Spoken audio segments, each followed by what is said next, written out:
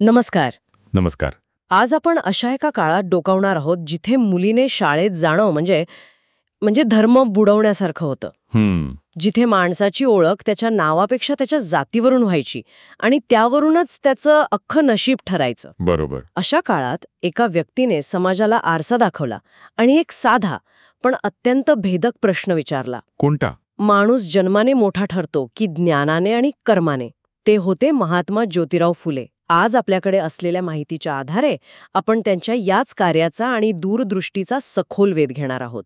आणि आजची आपली चर्चा नेहमीपेक्षा थोडी वेगळी असेल. म्हणजे आपण फक्त त्यांनी काय केलं हे पाहणार नाही, तर स्रोतांच्या आधारे एका मोठ्या प्रश्नाचा शोध घेणार आहोत. अच्छा. तो प्रश्न म्हणजे महात्मा फुले हे केवळ एक समाज सुधारक होते जे व्यवस्थेतील चुका दुरुस्त करत होते, की ते क्रांतिकारक होते ज्यांना ही संपूर्ण व्यवस्था मुळापासून बदलायची होती? वाह, हा खूपच मनारी मुद्दा आहे. म्हणजे रिफॉर्मर की रेव्होल्युशनरी? अगदी. चला तर मग या चष्म्यातनं त्यांच्या कामाकडे पाहूया. स्रोतांमध्ये त्यांच्या विचारांचे 4 मुख्य आधारस्तंभ दिसतात. त्यातला पहिला आणि कदाचित सगळ्यात स्फोटक विचार होता समानतेचा. समानतेचा. त्यांचं एक वाक्य आहे, माणूस जन्मामुळे श्रेष्ठ नसतो, कर्मामुळे श्रेष्ठ होतो. हे वाक्य आज आपल्याला साधं वाटेल, पण त्या काळात हे म्हणणं हे तर थेट प्रस्थापित व्यवस्थेच्या मुळावर घाव घालण्यासारखंच होतं, नाही का? अगदी. हे फक्त सगळ्यांची चांगलं वागा असं सांगणं नव्हतं.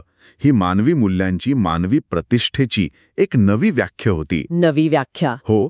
हजारो वर्षांपासून चालत आलेली एक उतरंड, जिथे जन्मावरून तुमचं स्थान, तुमचं काम आणि तुमचा सन्मान ठरवला जात होता, ती पूर्णपणे नाकारणारा हा विचार होता. खरंय. त्यामुळे या एका वाक्यातच सुधारणेच्या पलीकडे जाऊन क्रांतीची बीजं दिसतायत. त्यांनी फक्त वरवर मलमपट्टी नाही केली, तर रोगाच्या मूळ कारणावरच बोट ठेवलं. पण केवळ विचार मांडून किंवा तत्वज्ञान सांगून व्यवस्था बदलते का? म्हणजे या विचारांना, या क्रांतीला जमिनीवर आणण्यासाठी त्यांचं सगळ्यात प्रभावी आणि मुख्य शस्त्र कोणतं होतं? शिक्षण. शिक्षण. हो. पण इथे एक गोष्ट लक्षात घ्यायला हवी. शिक्षण हे त्यांचं शस्त्र होतं, पण त्यामागचा उद्देश खूप मोठा होता. त्यांचं ते प्रसिद्ध वाक्य आहे ना, विद्येविना मती गेली, मतीविना नीती गेली. नीतीविना गती गेली, गतीविना वित्त गेले, वित्ताविना शूद्र खचले, इतके अनर्थ एका अविद्येने केले. बरोबर. त्यांच्यासाठी शिक्षण म्हणजे फक्त पाटी पेन्सिल किंवा अक्षरोळख नव्हती. त्यांच्यासाठी शिक्षण हे मानसिक गुलामगिरीतून बाहेर पडण्याचं तिकीट होतं. इथे मला एक प्रश्न पडतो. शिक्षण तर त्या काळातही दिलं जात होतंच. गुरुकुलं होती, पाठशाळा होत्या, जिथे धर्मग्रंथांचं शिक्षण दिलं जायचं. मग फुले यांच्या सर्वांसाठी शिक्षण या कल्पनेत नेमकं वेगळं काय होतं? ते नक्की कोणती गुलामगिरी तोडण्याबद्दल बोलत होते? खूप महत्त्वाचा प्रश्न आहे. फरक शिक्षणाच्या स्वरूपात आणि शिक्षणाच्या हक्कात होता. अच्छा. त्या काळातलं शिक्षण मर्यादित लोकांपुरतं आणि विशिष्ट ज्ञानापुरतं सीमित होतं. ते बहुतांशी धार्मिक शिक्षण होतं, जे आहे ती व्यवस्था टिकवून ठेवण्यास मदत करत होतं. फुले यांना आधुनिक, वैज्ञानिक आणि व्यावहारिक शिक्षण अपेक्षित होतं, जे का आणि कसं हे प्रश्न विचारायला शिकवेल. आणि दुसरी सगळ्यात क्रांतिकारी गोष्ट म्हणजे हे शिक्षण कोणासाठी? कोणासाठी?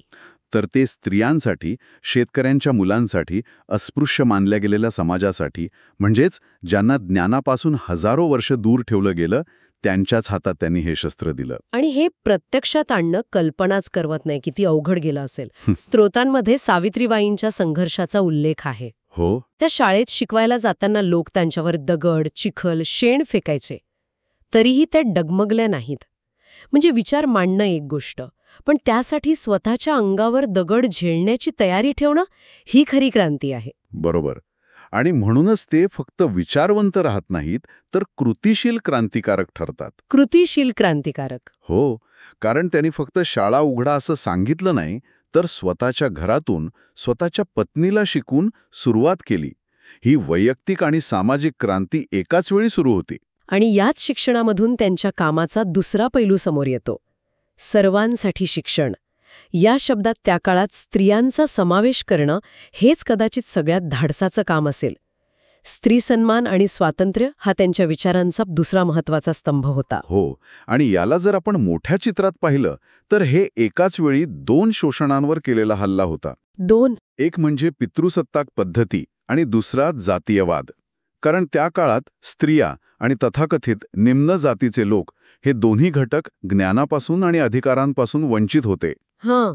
फुल्यांनी हे अचूक ओळखलं होतं की समाजाचा अर्धा भाग म्हणजे स्त्रिया जर अज्ञानी आणि गुलाम राहिल्या तर समाज कधीच पुढे जाऊ शकत नाही. आणि त्यांनी फक्त शिक्षणापुरतं काम नाही केलं.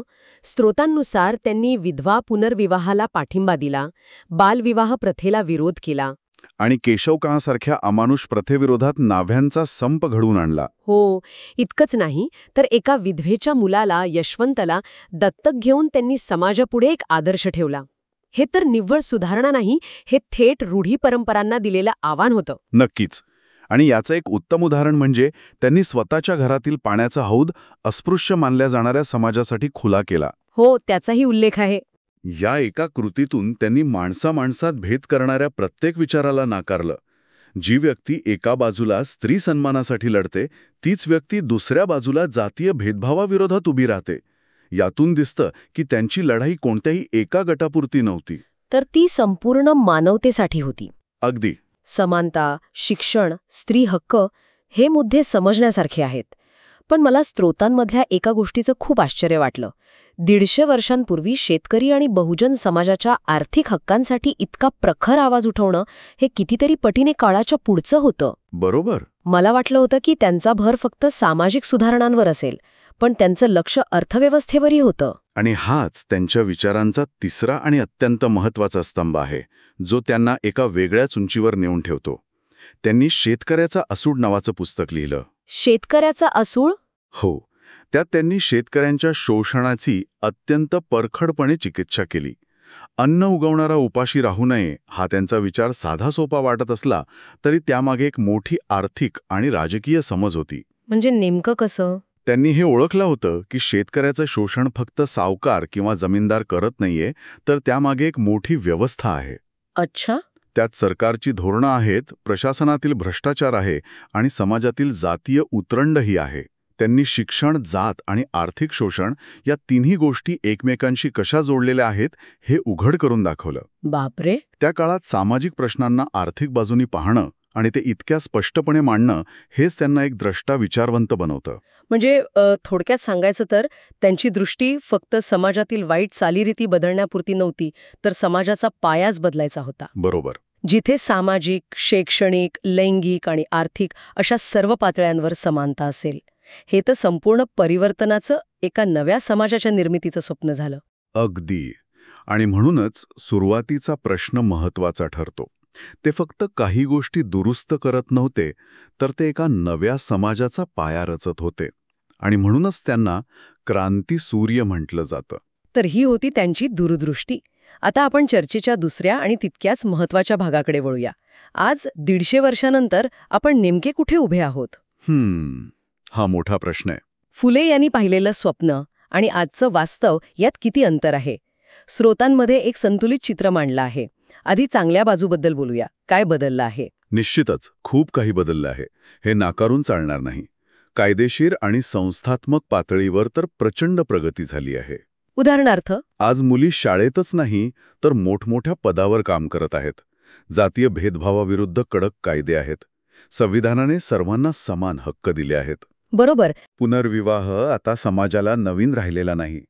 स्त्रियांना संपत्तीत हक्क आहे, मतदानाचा अधिकार आहे. शेतकरी, कामगार यांच्यासाठी अनेक सरकारी योजना आहेत. हे सगळं पाहिलं की वाटतं फुले यांनी पेरलेल्या बीजांची आज मोठी झाडं झाली आहेत. हो, हे सगळं खरं आहे. पण मग नाण्याच्या दुसऱ्या बाजूचं काय? कारण याच स्रोतांमध्ये आजही अस्तित्वात असलेल्या संघर्षांची एक मोठी यादी दिली आहे. आपण प्रगतीची चर्चा करतो, पण दुसरीकडे महिलांवरील अत्याचाराच्या बातम्या रोज कानावर येतात. खरंय. शहरांमध्येही घर शोधताना जात विचारली जाते. शेतकऱ्यांच्या आत्महत्या ही एक मोठी सामाजिक समस्या बनून राहिली आहे आणि सरकारी शाळा आणि खाजगी शाळांमधली दरी शिक्षणातील विषमतेचं एक नवं रूप दाखवत आहे. आणि इथेच खरा पेच आहे. यालाच स्ट्रक्चरल चेंज विरुद्ध कल्चरल चेंज म्हणता येईल. म्हणजे आपण कायदे बदलले, संस्था बदलल्या, पण लोकांची मानसिकता पूर्णपणे बदलली आहे का? फुले यांनी ज्या मानसिक गुलामगिरीवर हल्ला केला होता, तिची पाळंमुळं आजही आपल्या समाजात खोलवर रुजलेली दिसतात. स्रोतांमध्ये समाजात अहंकार आणि विषमता या शब्दांचा उल्लेख आहे. जो अगदी अचूकपणे या समस्येच्या मुळाशी जातो. म्हणजे कायद्याच्या पुस्तकात समानता आली, पण लोकांच्या मनात ती पूर्णपणे उतरली नाही. बरोबर. एकीकडे आपण मंगळावर यान पाठवतो आणि दुसरीकडे आंतरजातीय विवाह केला म्हणून घरातून काढलं जातं. हा विरोधाभास कसा समजून घ्यायचा? हाच तो संघर्ष आहे. फुले यांचं स्वप्न पूर्ण झालेलं नाही, पण त्याचा प्रवास निश्चितपणे सुरू आहे. हो. आजची लढाई कायद्याच्या अंमलबजावणीची जेवढी आहे त्यापेक्षा जास्त ती सांस्कृतिक आणि मानसिक पातळीवरची आहे. आणि लोकांची मानसिकता बदलणं हे कायदा बदलण्यापेक्षा अनेकदा जास्त कठीण असतं. खरंय. त्यामुळेच आपण म्हणू शकतो की फुले यांनी सुरू केलेली क्रांती अजून संपलेली नाही. तिचं स्वरूप बदललंय, पण ध्येय तेच आहे. तर मग ह्या सगळ्या चर्चेचा, या माहितीचा अर्थ काय लावायचा? मला वाटतं याचा निष्कर्ष असा काढता येतो की महात्मा फुले यांनी बदलाची एक मशाल पेटवली आणि आज ती मशाल पुढे नेण्याची जबाबदारी आपल्या पिढीवर आहे. त्यांचं स्वप्न पूर्ण झालं नाही, पण ते जिवंत आहे. बरोबर. आणि ते जिवंत कसं राहतं तर जेव्हा एखादी मुलगी तिच्या कुटुंबातली पहिली पदवीधर होते तेव्हा ते स्वप्न जिवंत राहतं. हो. जेव्हा दोन वेगळ्या जातीचे मित्र एकत्र डबा खातात तेव्हा ते स्वप्न जिवंत राहतं. आणि जेव्हा एखादा शेतकरी आपल्या हक्कासाठी आवाज उठवतो तेव्हा ते स्वप्न जिवंत राहतं. वा. यातील मुख्य संदेश हाच आहे की न्याय, समानता आणि मानवतेसाठीचा संघर्ष हा कधी संपणारा नसतो. तो अविरत चालू ठेवावा लागतो. आणि या स्रोतांनुसार जर आपण हे विचार, ही मूल्य आपल्या आयुष्यात जपली तर समाजातला प्रत्येक जण आपापल्या परीने महात्मा फुले यांच्या त्या अपूर्ण स्वप्नाला पूर्ण करण्यासाठी एक लहानसा का होईना पण महत्वाचं योगदान देऊ शकतो. खरंय. त्यांची लढाई त्या काळातील आव्हानांविरुद्ध होती. आपली लढाई आजच्या आव्हानांविरुद्ध आहे, पण मूळ तत्व तीच आहेत. ही माहिती आपल्याला वर्तमानाची जबाबदारी स्वीकारायला लावते. फुले यांनी 150 वर्षांपूर्वी बदलासाठी त्या काळातलं सगळ्यात आधुनिक आणि प्रभावी शस्त्र वापरलं, शिक्षण. आज आपण माहिती आणि तंत्रज्ञानाच्या युगात जगतोय. आपल्या प्रत्येकाच्या हातात स्मार्टफोनच्या रूपाने माहितीचा आणि संपर्क साधण्याचा अफाट खजिना आहे. मग विचार करण्यासारखा प्रश्न हा आहे की लोकांची खोलवर रुजलेली मानसिकता बदलण्यासाठी आजच्या युगातलं सर्वात प्रभावी साधन कोणतं असू शकतं? आणि फुले आज असते तर त्यांनी या नव्या साधनांचा वापर कसा केला असता?